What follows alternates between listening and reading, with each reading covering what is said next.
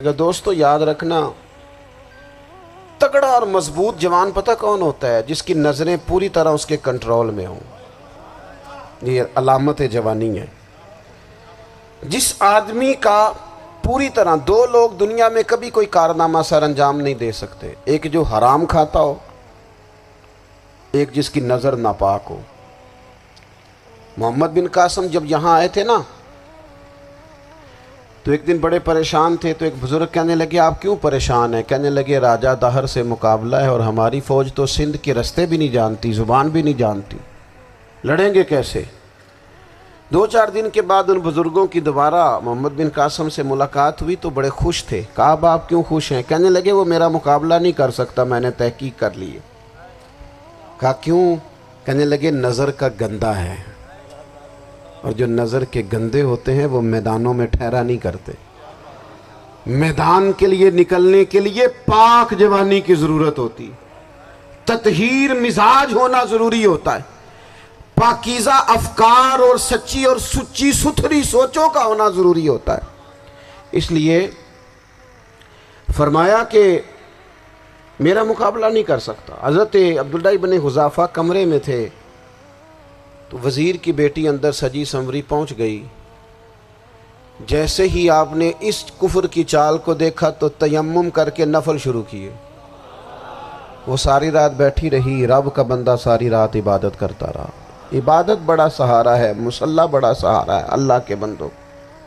صبح دروازہ کھولا، وزیر نے اپنی بچی سے پوچھنا چاہتا تھا رزلٹ کیا نکلا، تو وہ کہنے لگی پیچھے ہٹ جا، اب تیرا میرا تعلق کوئی نہیں، میں نے نبی پاک کا کلمہ پڑھ لیا۔ اس نے کہا میں نے بھی زمانہ دیکھا ہے، پر یہ کیا لوگ ہیں، کستوری کے بنے ہوئے، سندل سے دھلے ہوئے، کہ میں ساری رات کمرے میں رہی اور 100 اور 1000 آدمی جس جوان کا مقابلہ نہ کر سکے، اتنا طاقتور جوان کمرے میں رہا اور اسے نظر اٹھا کے نہ دیکھا۔ او کچا رنگ للاری والا جڑا چڑھدا تے لیندا رہندا ہے، اے عشق تیرے دا رنگ محمد چڑھیا پھر نہیں لیندا۔ میں کہا ایک دفعہ نظر اٹھا کے نہیں دیکھا، کمال ہو گئی۔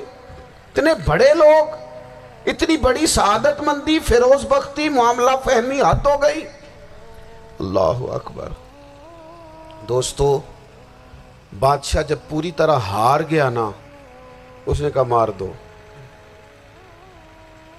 تیل گرم کیا ایک کڑاہی میں، اور جب آپ کو اس میں ڈالنے لگے تو آپ کی آنکھوں میں آنسو آ گئے۔ بادشاہ کا خیال ہوا شاید نرم ہو گئے ہیں، کہنے لگا روئے کیوں؟ فرمانے لگے سوچتا ہوں جان ہی ایک ہے، کتنا مزہ ہے اس کی راہ میں جان دینے کا، کتنی لذت ہے اس کے نام پر مرنے میں، کتنا لطف ہے۔ جے تو چڑھیا اتے دار بھی نہیں، تے جے تو وکیا عشق بازار بھی نہیں، تے ایڈا سستا سودا پیار بھی نہیں، تے ایڈا سستا لبدا یار بھی نہیں۔ کئی جنگل گانے پیندے نہیں، کئی دوزخ لنگنے پیندے نہیں، جے وہ اس ملوں بھی مل جاوے، ایدوں سستا ہور بپار بھی نہیں۔ تے کچھ سمجھ نہ آوے لوکاں نوں وہ کادے نال شہید کرے، ڈٹھی یار دے ہاتھ تلوار بھی نہیں، پر او دا خالی جاندہ وار بھی نہیں۔ کہنے لگے ایک جان ہے نا، تو دل کرتا ہے ہزاروں ہوتی تو ایک ایک کر کے محبوب کے نام پہ قربان کرتا، جب میرے پاس ہے ہی ایک، کروں کیا؟ حضرت عبداللہ ابن حذافہ رضی اللہ تعالیٰ عنہ جب روئے اور بادشاہ نے یہ بات سنی، تو بادشاہ اٹھ کے کھڑا ہو گیا، سارے وزیروں مشیروں کو کہنے لگا تم نے کہا تھا نا بندہ ضائع کرنے والا نہیں، یہ بھی ضائع کرنے والا نہیں۔ کہنے لگا میرا ماتھا چومو، تم جیسے لوگوں کو قتل نہیں کرنا چاہیے، آزاد کرنا چاہیے۔ عزیز اپنی زندگی سے نا یہ بہت زیادہ ہرس، ہوس، طمع، اور یہ کسی بات کی بھی ہو، ہرس صرف پیسوں کی نہیں ہوتی ہے، شہرت کی بھی ہوتی ہے، یہ بیماری انسان کو اقتدار کی بھی ہوتی ہے، تعریف کی بھی بیماری ہوتی ہے، یہ سارے نقص ہوتے ہیں لوگوں کو، اور معاذ اللہ بعض جبوں کبوں کے اندر بھی ہوتے ہیں، وہاں بھی پنپتے ہیں۔ اپنی زندگی جب تک اس سادگی میں نہیں لاؤ گے جو رسول پاک نے عطا فرمائی ہے، جب لوگ آسانیوں میں پوری طرح الجھ گئے تو پھر وہ دور ہوئے اور کفر چڑھ گیا۔ دوسری بات، اللہ کے محبوب صلی اللہ تعالی علیہ وسلم کی محبت ہم سے تقاضا کرتی ہے کہ ہم اس مشن کے لیے کام کریں جس مشن کے لیے رسول پاک نے کام فرمایا ہے۔ ہم سارے کام بڑے مضبوطی سے، سوچ سمجھ کے، تدبر سے، حکمت سے، تقاضوں کو مد نظر رکھتے ہوئے کرتے ہیں سارے کام۔ دین کے کام میں ہمارا مزاج نہیں ہوتا، او ہو جائے گا جی، آپ بسم اللہ پڑھیں جی، شروع کریں جی۔ آپ تقاضوں کو سمجھیں، چیزوں کو دبائیں نہیں، چیزوں پر غور کریں۔ کسی کے ذہن کی سطح پر سوال ابھرتا ہے، اس کا تسلی بخش جواب دیں۔ اپنی زندگی میں دین کے کام کے لیے اپنے آپ کو وقف کریں، اور دین کے کام کے بہت سارے پہلو ہیں۔ ہزاروں لوگوں کو قرآن پاک ٹھیک پڑھنا نہیں آتا، ہزارہا لوگ ہیں جو قرآن مجید کے مطالب سے آگاہ نہیں ہیں، دین کی بنیادی ضروریات سے لوگ نابلد ہیں۔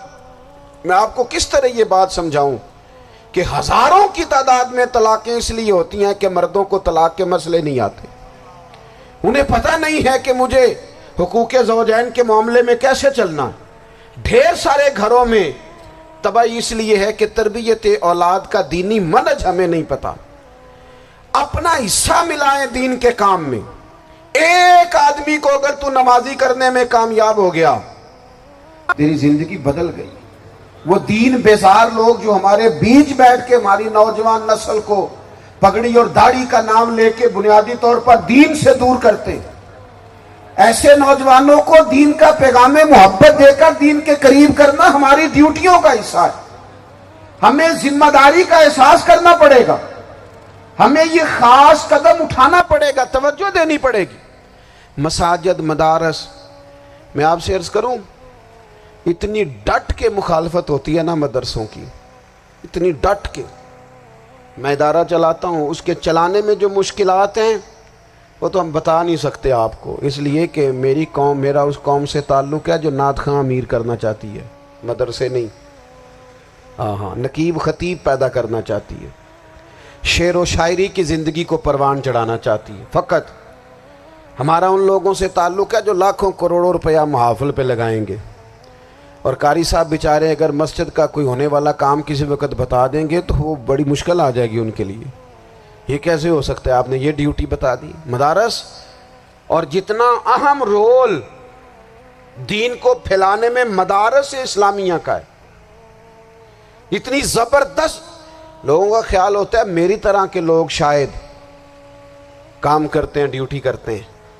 یہ 10-15 لوگ آپ کو نظر آتے ہیں جو آپ کو کہیں میڈیا پر یا ادھر ادھر ڈیوٹی کرتے، مخلص لوگ اپنی جگہ پہ، وہ بھی بڑا ہی کام کر رہے ہیں، جو میڈیا پہ آ کے بھی اخلاص سے اور درد دل سے کو دین کی، ان کی بھی کسی بات کی حوصلہ شکنی نہیں۔